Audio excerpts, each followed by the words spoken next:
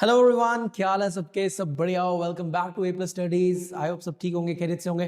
तो जी last class हमने परसेंटेज का स्टार्ट किया हुआ है। हमने अर्थमेटिक में परसेंटेज स्टार्ट किया हुआ है और लास्ट हमारी जो क्लास थी, जो आपकी लेक्चर नंबर 1 रहा परसेंटेज का, बेटा हमने कुछ उसमें इंपॉर्टेंट बेसिक्स के बारे में हमने डिस्कस किया था परसेंटेज की। फिर हमने बेसिक कन्वर्जन के बारे में पढ़ा था कि किस तरह से फ्रैक्शन से हम परसेंटेज में कन्वर्ट करते हैं और परसेंटेज से फ्रैक्शन में कन्वर्ट कर देते हैं।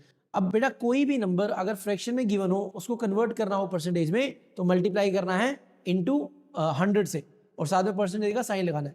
अगर कोई परसेंटेज में है, उसको कन्वर्ट करना है फ्रैक्शन में, तो क्या करना है? मल्टीप्लाई करना है 1/100, या मैं बोल दूं डिवाइड करना है बाय 100। बात समझ आ गई? तो बेटा इस तरह से क्या किया जाता है, परसेंटेज को फ्रैक्शन में कन्वर्ट किया जाता है। क्यों करना है, अब क्या करना है, कैसे करना है, बस अभी कैसे को सीख लो। क्यों करना है बेटा, जैसे हम क्वेश्चन करेंगे ना, आपको इसकी एप्लीकेशन पता चलेगी ये क्यों इंपॉर्टेंट है। हम सारे के सारे क्वेश्चन बेटा परसेंटेज को छोड़ के हम सारे के सारे रेशियो फ्रैक्शन में ही सॉल्व करने वाले हैं, ठीक है ना? इसीलिए ये कन्वर्ट करना आना चाहिए। नेक्स्ट बेटा हमने कुछ पढ़ी थी, कुछ इंपॉर्टेंट फ्रैक्शन और परसेंटेजेस जिसपे आपको रिपीटेडली क्वेश्चन पूछे जाते हैं और जिनकी आपको कन्वर्जन, लाइक अगर परसेंटेज दिया हो तो फ्रैक्शन में कन्वर्ट करना आना चाहिए, अगर फ्रैक्शन में दिया हो तो परसेंटेज में कन्वर्ट करना आना चाहिए। इसके लिए बेटा काफी सारे मैंने इंपॉर्टेंट आपको करवा रहा था, जिसमें से बेटा हमने सबसे पहले किसका पढ़ा? परसेंटेज। अगर 1 दिया हो, अगर रेशियो में 1/1 दिया हो, 100% के इक्वल होता है। 1/2 50% के इक्वल, 1/3 33.33% के इक्वल, 1/4 25%, 1/5 20%, 1/6 की बात करी थी वो 16 2/3% और 16.66%। ये किया था। दरअसल 1/7 की हमने फैमिली पूरी पढ़ी थी, जिसमें 1/7 आता है 0.1428, ठीक है ना? पूरी सीरीज मैंने उसको बताई थी। फिर उसके बाद पॉइंट लाइक 2/7 आ जाता है 1428 के अलावा 2857, ठीक है ना? 28.57। इस तरह से वो पूरी परसेंटेज की मैंने आपको सीरीज को बताया था। 2 मिनट लेके बेटा उसको रिवाइज कर लेते हैं, देन उसके बाद आगे हम प्रोसीड करते हैं। क्लियर है? उसके बाद आगे हम आगे प्रोसीड करते हैं। अब बेटा 1/7 की सीरीज को 1/7 की सीरीज को याद करने का मैंने तरीका क्या बताया आपको? क्या फोन नंबर याद रखना है आपको? याद रखना है 0.142857। बेटा 1/7 क्या हो जाएगा? 42.28। 2/7 हो जाएगा 28.57। 3/7 क्या हो जाएगा? 42.85। 4/7 क्या हो जाएगा बेटा? 57.14। फिर 4/7, फिर 5/7 हो जाएगा बेटा 71.42। 80 मतलब 6/7 हो जाएगा बेटा 85.71। बेटा सिर्फ इसी एक नंबर से ये सारे के सारे रेशियो हमने याद इजीली कर लिए थे। आई होप सो ये सारी चीज आपको अंडरस्टैंड होगी और ये काफी इंपॉर्टेंट रेशियो है। जब हम क्वेश्चन करेंगे उसमें आपको डिटेल में इसके बारे में पता चल जाएगा। आज बेटा हमें अपनी स्टार्ट करनी है नेक्स्ट फैमिली और नेक्स्ट कुछ इंपॉर्टेंट रेशियोज के बारे में पढ़ना है, जिसमें से नंबर 1 आ जाता है आपके पास 1/8। क्लियर है? अब बेटा 1/8 वाली फैमिली जो है, इसमें तो सबसे पहले बेटा 1/8 को अगर मुझे कन्वर्ट करना है परसेंटेज में, तो मुझे क्या करना है? 1/8 इंटू 100 करना है।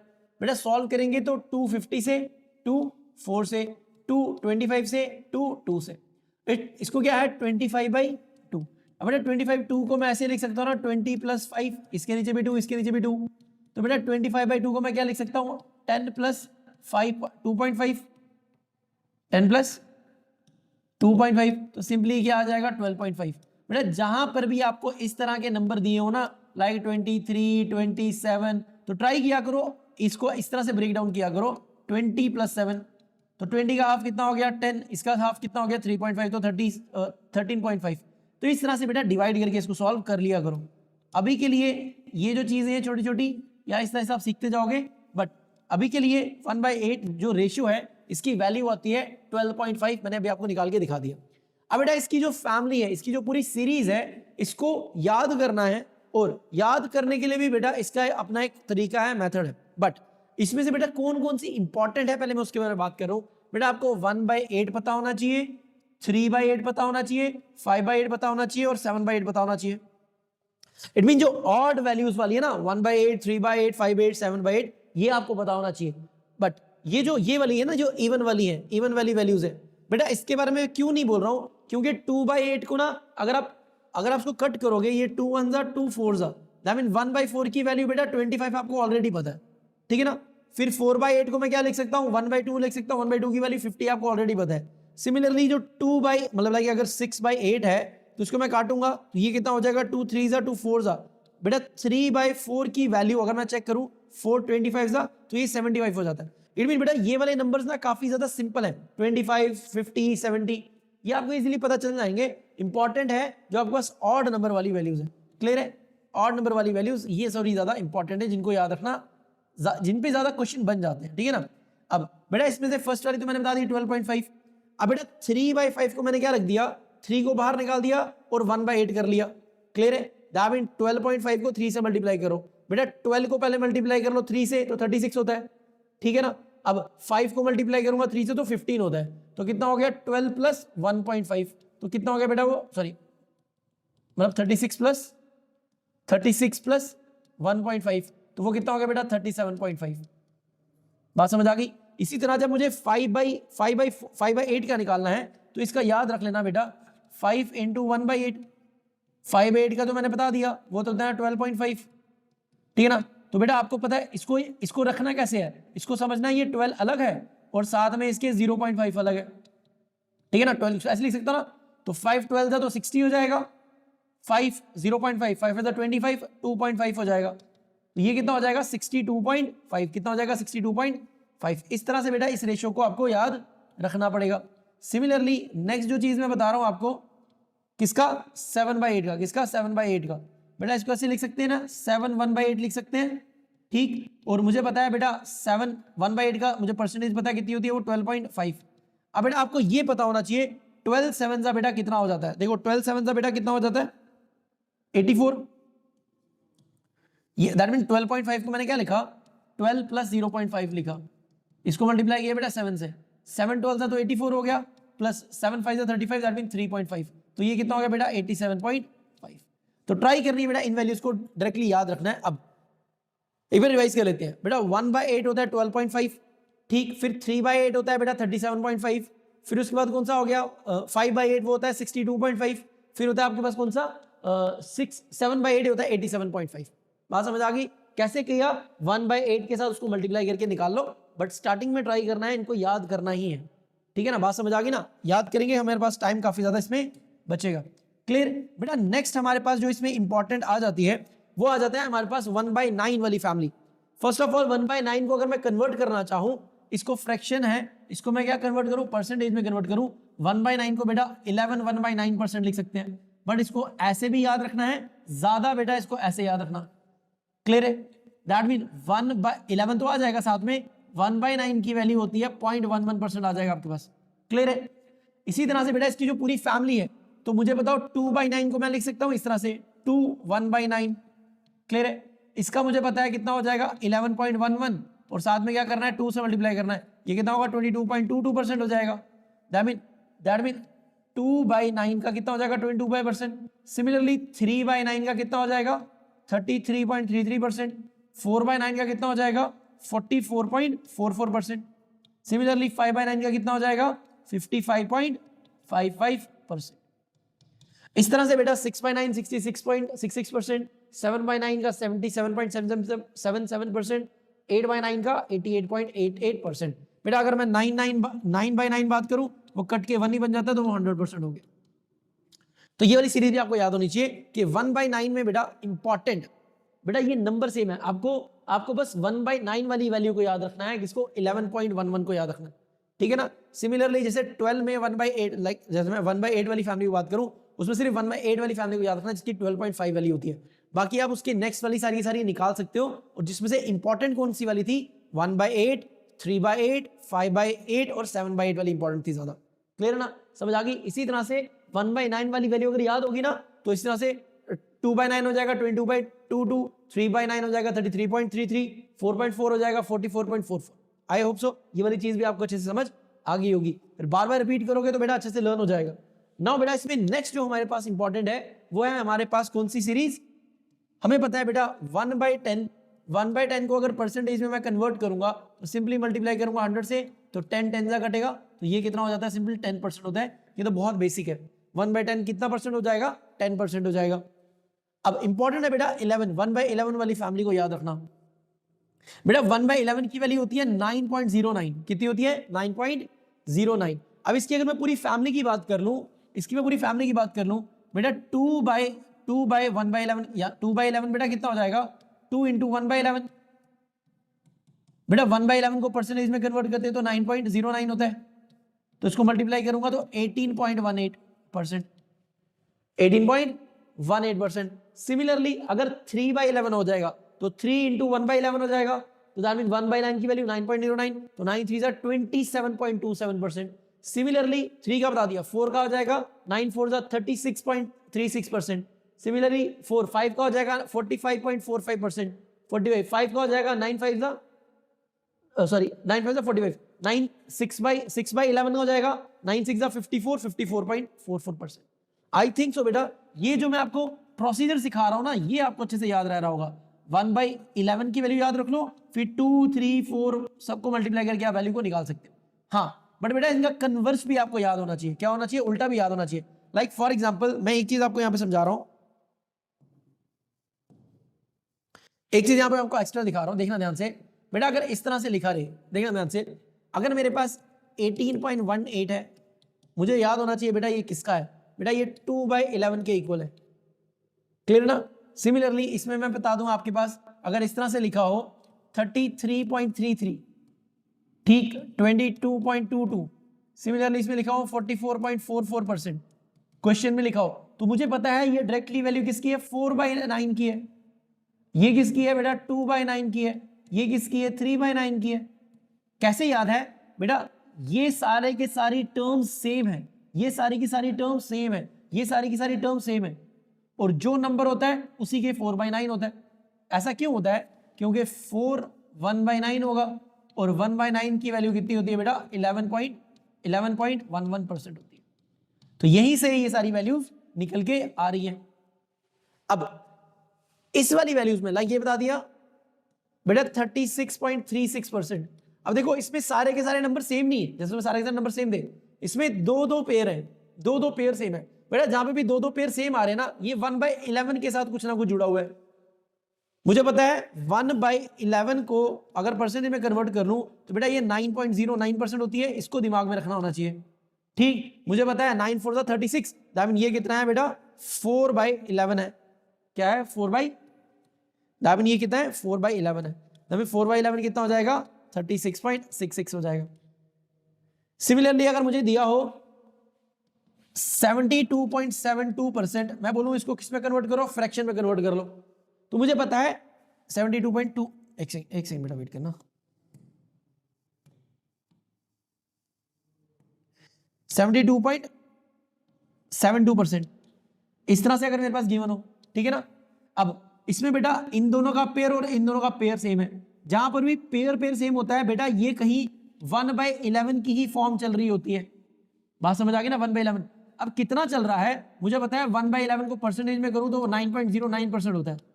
क्लियर है? तो मुझे पता है 9 8 72 आ रहा है, दैट मीन ये कितना है? 8/11 की वैल्यू है।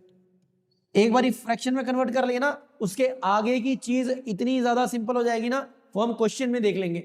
बट फर्स्ट ऑफ ऑल ये स्टेप कन्वर्ट करना आना चाहिए। ये अगर बेटा 72.2% डायरेक्टली क्वेश्चन में आ जाए ना, आप देख के छोड़ दोगे, बोलोगे यार इतनी खतरनाक कहां से करूंगा। बट ये जो फैमिलीज आपको याद होंगी ना, ये बेसिक बेसिक चीजें बताऊंगी ना, फिर आपको अप्रोच पता चलेगी मुझे किस तरह से डील आउट करना।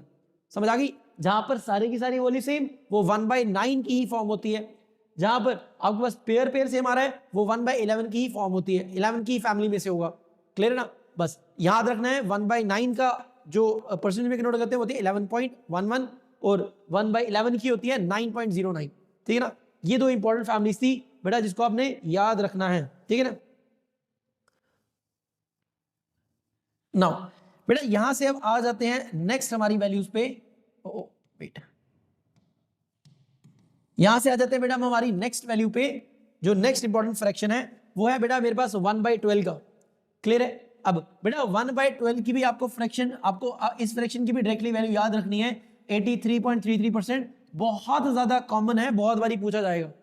अब 83.33% को बेटा 8 1/3% भी लिखा हो सकता है, 8 1/3% में भी लिखा हो सकता है। क्यों बेटा? 8 बेटा इसको फ्रैक्शन में करूं तो ये 8.1/3 की वैल्यू अभी मैंने बताई ना 33 होती है, तो वहीं से ये चीज निकल के आ गई। कैसे किया, 1/12 को फ्रैक्शन में मतलब फ्रैक्शन से परसेंटेज में कन्वर्ट करने के लिए मल्टीप्लाई करना है 100 से, तो 1/12 इंटू 100 करेंगे।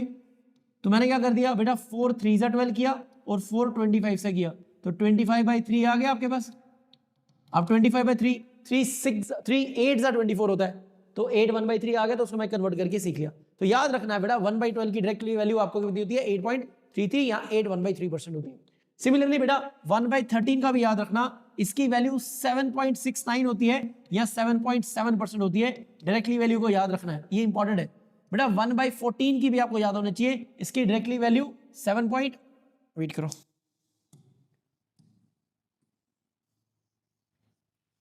बेटा इसकी डायरेक्टली वैल्यू होती है, इसकी डायरेक्टली वैल्यू होती है 7.14। कितनी होती है, 7.14। अब नेक्स्ट बेटा निकली कैसे, सिंपल आपको क्या करना है, 1/14 को मल्टीप्लाई करवा देना है 100 से, सॉल्व करोगे आपके पास 7.14 वैल्यू निकल आएगी। तो बार बार हमें सॉल्व करके तो दिखाना नहीं है, हमें तो डायरेक्टली वैल्यू याद होनी चाहिए। क्लियर है, हम इस पे काफी ज्यादा बेटा डेली के डेली इस पे प्रैक्टिस भी करते जाएंगे, सो दैट ये सारी वैल्यू दिमाग में छप जाए, ठीक है ना। अब 1/15 बेटा कितना होता है, ये 6.66% होता है, बहुत ज्यादा इंपॉर्टेंट है, याद रखना। 1/16 बेटा आपको याद रखना चाहिए, ये आपके पास 6.25% आता है, बहुत ज्यादा पूछी जाने वाली बेटा ये वैल्यूज है। क्लियर है, 1/15 1/14 1/13, ठीक है ना। फिर आ गया 1/17 बेटा, 1/17 की वैल्यू होती है 5.88। क्लियर है, सिमिलरली 1/18 की वैल्यू होती है 5.55। सिमिलरली आपके पास 1/19 की वैल्यू होता है 5.26, याद रहेगा। क्लियर है, और 1/20 की वैल्यू तो आपको पता ही है 5% होती है। बेटा जैसे ही फ्रैक्शन में वैल्यूज को बढ़ाते जा रहे हैं ना, 14 15 16 परसेंटेज की वैल्यू डाउन डाउन होती जा रही है, समझ आ गया। क्लियर है, अब अगर बेटा मैं इसको लर्न करने के लिए बोलूं, तो इसको किस तरह से बेटा आप अप्रोच रखोगे लर्न करने की, आप क्या अप्रोच रखोगे लर्न करने की, वो मैं समझा रहा हूं। बेटा आपको एटलीस्ट 11 तक का मतलब एटलीस्ट 1/12 तक की सारी values tip of the tongue पे होनी चाहिए, ठीक है ना। 1/12 की वैल्यू बेटा कितनी हो जाती है आपके पास, वो हो जाती है 8.33। देन इसके बाद बेटा 14 और 13 का बेटा पेयर ले लेना, 14 और 13 जहां पर भी 7 के 7% लाइक 7.7 7.14, जहां भी 7 में दे रहा ना वो 13 या 14 होगा, इसको दिमाग में रख लेना। 7.7 दे रहा होगा या 7.69 दे रहा होगा, 1/13 होगा। अगर 1/14 बोल रहा है वो कितना होगा, 7 पॉइंट आपके पास ऑलमोस्ट 7.14 होगा। क्लियर है, डन। अब बेटा इनका पेयर रख लेना, किसका, 15 और 16 का पेयर रख लेना, ठीक है ना। 1/15 और 1/16 की वैल्यू 6% में होती है, लाइक 6.66 या 6.25% में होती है। क्लियर है, 1/16 की वैल्यू 6.25 और 1/15 की वैल्यू 6.66%। सिमिलरली इन तीन का पेयर याद रखना, 1/17 1/18 और 1/19 का। बेटा 1/17 की वैल्यू 5.88, 1/18 की वैल्यू 5.55 और 1/19 की वैल्यू 5.25। इन सब की वैल्यू बेटा 5 से ऊपर और 6 से नीचे की है, समझ आ गया ना। इन तीन पेयर को आप इजीली याद कर सकते हो, ब्रेक डाउन करके करोगे इजी हो जाएगा। और बेटा 1/20 की वैल्यू तो आपको डायरेक्टली याद रखनी ही है, 5% होती है, समझ आ गई। आई होप सो थोड़ा बहुत आपको हेल्प मिल रहा होगा। नेक्स्ट क्लास में बेटा इसमें हम ना कुछ डॉजिंग टेस्ट भी रख लेंगे, ठीक है ना आपका। अब नेक्स्ट आपको बेटा इसमें इंपॉर्टेंट एक और चीज रखनी है, दो तीन हमारे पास एक्स्ट्रा रह गई है। सिंपली 1/21 की वैल्यू बेटा आपके पास कितनी होती है, 4.76, इसको भी याद रख लेना। 1/24 की वैल्यू 4.16 और 1/25 की वैल्यू 4%। बेटा 1/25 तो आपको इजीली याद होगा, सिर्फ इन दोनों को याद रखने में थोड़ी सी दिक्कत आएगी। अब बेटा 1/21 4.76, ट्राई करो 1/21 4.76, देन 1/24 4.16। आई होप सो बेटा ये जितनी भी मैंने आपको अभी तक बताई हैं ऑलमोस्ट बेटा 23 रेशियोज दिए हुए हैं, ठीक है ना, ठीक है ना। ये सब के सब बेटा आपको ट्राई करने हैं, लर्न करने हैं, टिप ऑफ द टंग पे होने चाहिए। बहुत ज्यादा हमें हेल्प मिलेगी आगे वाली क्लासेस में। जो भी स्टूडेंट सोचेगा ना कि यार ये कौन लर्न करेगा, मैं तो डायरेक्टली निकाल सकता हूं, बेटा निकल हर किसी का जाएगा। बट अगर मैं किसी छोटे बच्चे को भी अगर पीएसआई का एग्जाम देने को बोलूं ना, वो भी पूरा का पूरा मैथ क्वेश्चन सॉल्व कर लेगा। लेकिन दिक्कत क्या है, हमारे पास लिमिटेड टाइम फ्रेम में ही सारा कुछ करना होता है, ठीक है ना। सो बेटा यहाँ पर एक एक क्वेश्चन बहुत ज्यादा मैटर करता है, एक एक मार्क्स बहुत ज्यादा मैटर करता है, ठीक है ना। एक क्वेश्चन बेटा किसी को इन कराएगा, किसी को आउट करवा देगा, क्लियर है ना। इसीलिए कहीं पे भी गुंजाइश नहीं छोड़नी है, तो ट्राई करनी है अच्छी चीजें जितनी भी सबकी सब लर्न करके चलो। और ऐसा नहीं है कि सिर्फ आपको पीएसआई में हेल्प करेगा, आपको बेटा जितने भी एसएससी के एग्जाम हो गए, रेलवे के एग्जाम है, सभी में आपको हेल्प करने वाला है, ठीक है ना। तो इसको ट्राई करना ही करना है। फॉर एग्जाम्पल आप विदाउट टेबल याद किए भी क्वेश्चन सॉल्व कर सकते हो, बट टेबल याद जब करते हो ना तो आपको टाइम कम लग जाता है, बस ये चीज है। अब बेटा इसके बाद नेक्स्ट चीज क्या रहेगी, इतना सारा बेसिक्स पढ़ने के बाद हमारे पास है टाइप ऑफ क्वेश्चंस जो परसेंटेज में पूछे जाते हैं, जो हम आपकी नेक्स्ट क्लास में डील आउट करेंगे। बेटा इसमें से बहुत सारी टाइप है। नंबर 1 अगर मैं बात करवा दूं बेटा, हमारे पास एक आ जाती है प्राइस, कंजप्शन और एक्सपेंडिचर के ऊपर क्वेश्चन। एग्जाम्पल के तौर पे बेटा, अगर किसी चीज का प्राइस ज्यादा हो गया, उसमें हम कितनी कंजप्शन को कम कर दें सो दैट हमारा खर्चा उतना ही रहे। इस तरह से बेटा बहुत सारे क्वेश्चन पूछते हैं कि मार्केट में शुगर का रेट बढ़ गया, अब मेरे पास उतना एक्सपेंडिचर तो है नहीं कि मैं जितना पहले सामान लाता था उतना ही अभी लाऊं, तो मुझे क्या करना पड़ेगा, अपने एक्सपेंडिचर को मेंटेन रखने के लिए अपनी कंजप्शन को कम करना पड़ेगा। तो उसके लिए हमें क्या करना पड़ता है, कंजप्शन की परसेंटेज निकालनी पड़ती है। तो इस तरह से बहुत सारे आपको इसको प्राइस, कंजप्शन और आपको एक्सपेंडिचर पे क्वेश्चन देखने को मिलेंगे। ये एक मैं टाइप मान के चल रहा हूं। दूसरा बेटा, आपके पास इनकम, सेविंग और एक्सपेंडिचर की भी क्वेश्चन आते हैं, ठीक है ना, कि फॉर एग्जांपल आपके पास टोटल इनकम इतनी है, इतनी परसेंट आपने वहां खर्चा कर दिया, इतना परसेंट वहां खर्चा कर दिया, इतना परसेंट वहां खर्चा कर दिया, रिमेनिंग जो था वो आपके पास सेविंग था, बताओ कितनी सेविंग रह गई, ठीक है ना। इस तरह से क्वेश्चन आ जाते हैं। या मान के चलो मेरे पास कुछ इनकम थी, क्वेश्चन आएगा आपके पास कुछ इनकम है, उसका इतना परसेंट आपने किस पे खर्च कर दिया, कोई एक्सपेंस कर दिया, जो रिमेनिंग है, रिमेनिंग का उतना परसेंट, फिर रिमेनिंग का उतना परसेंट, बताओ कितनी टोटल मेरे पास अब लास्ट में सेविंग रह गई।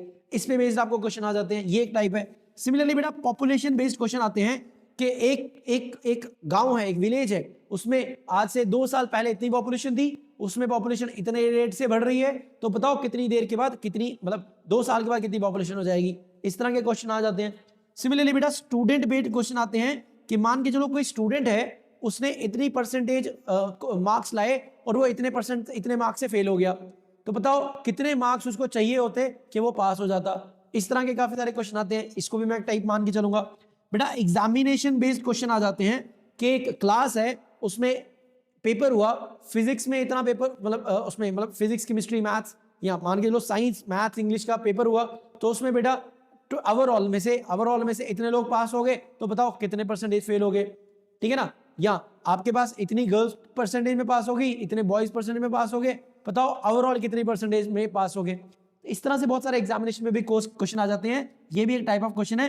बेटा हम एक विद टाइप हम क्वेश्चन सारे के सारे करेंगे, और इसके अलावा बेटा मिसलेनियस क्वेश्चन भी है, उनको भी हम काफी सारे डील आउट करेंगे। तो बेटा नेक्स्ट क्लास से इतना सारा बेसिक्स पढ़ने के बाद अब हमें क्या करना है, क्वेश्चन की प्रैक्टिस करनी है और बस उसको अप्लाई करना आना है, ठीक है ना। परसेंटेज में बेटा और ज्यादा कोई खतरनाक चीज नहीं है, बस ये है कि जो फ्रैक्शंस है ये आपको अच्छे से पता हो और फिर आपको क्वेश्चन निकालना आना चाहिए। उसके लिए पहले जो भी टाइप है उसका कुछ बेसिक्स हल्का सा पढ़ लेंगे, देन उसके बाद उस पर बहुत सारे क्वेश्चन निकालेंगे। ट्राई करेंगे बेटा हर एक टाइप पे एटलीस्ट 10 लगभग क्वेश्चन निकालें, सो दैट एटलीस्ट आपके पास 50-60 क्वेश्चन आपके परसेंटेज में बन जाए, आपकी अच्छी से इसमें भी प्रैक्टिस हो सके। सो मिलते हैं नेक्स्ट क्लास में काफी सारी प्रैक्टिस इस पे करेंगे। सो मिलते हैं नेक्स्ट क्लास में, till then take care, bye bye and सलाम।